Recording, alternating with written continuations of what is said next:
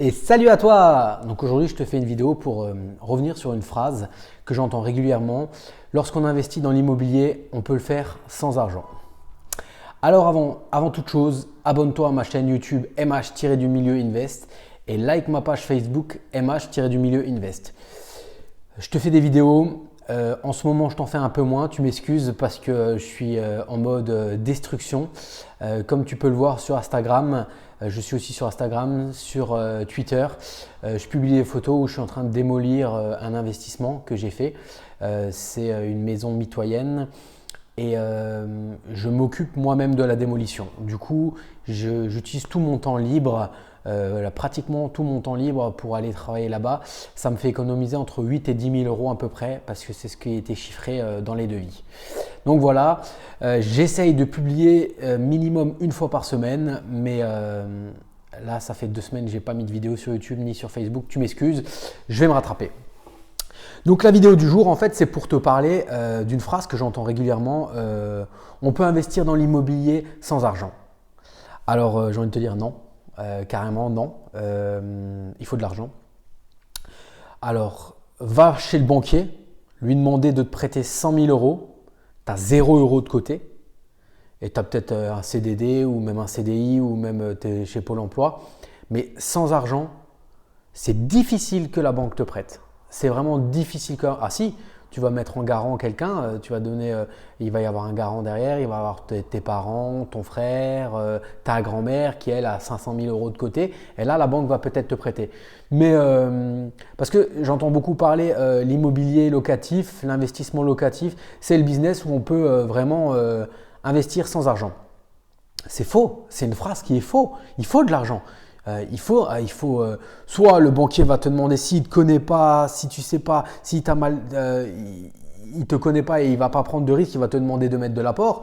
Chose que moi je t'apprends à ne pas mettre d'apport, à emprunter la totalité, hein, les frais de notaire, les frais d'agence, l'achat du bien plus les travaux. Mais il y a des banquiers, ils demandent des garanties. C'est complètement fou de croire que si on n'a pas 1 euro sur ses comptes, la banque va prêter.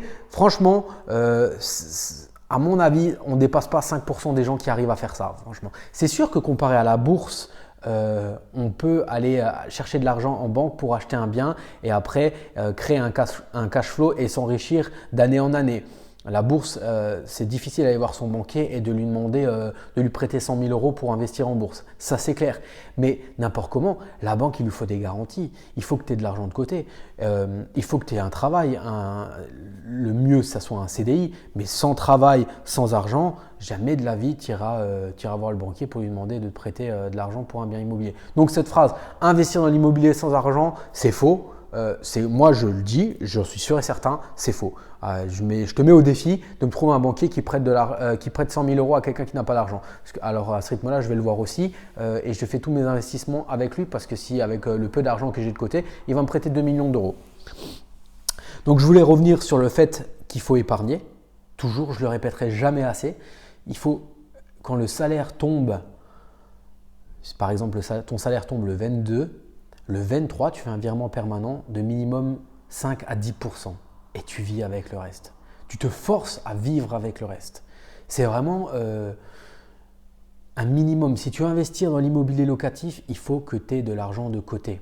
Il faut que plus tu as d'argent de côté, plus ça sera facile. Tu peux avoir pas beaucoup ou presque zéro à la limite, tu fais partie des 5%, mais tu vas faire 10 banques, 15 banques, 20 banques, tu vas galérer. Dire que si tu te payes en premier, ça s'appelle se payer en premier. Le salaire tombe, tu mets de l'argent de côté. Pendant 2 ans, j'étais salarié. Pendant 3 ans, j'étais salarié. Mon salaire tombait le 28, le 27 ou le 28. Je faisais un virement permanent tous les mois. Alors au début, sur un salaire de 1 500 euros, je mettais 300 euros de côté et j'ai réussi à pousser jusqu'à 800 euros de côté. Pendant 17 mois, sur un salaire de 1 600 euros, je mettais 800 euros de côté.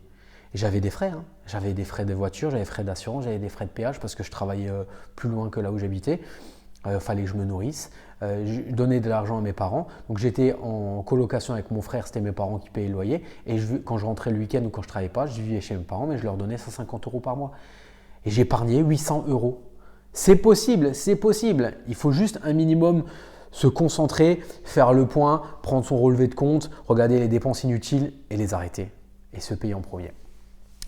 Donc voilà, elle n'était pas très longue cette vidéo, mais c'était vraiment pour revenir sur une idée reçue, comme il y en a plein d'autres en immobilier. On peut investir dans l'immobilier locatif sans argent, c'est faux.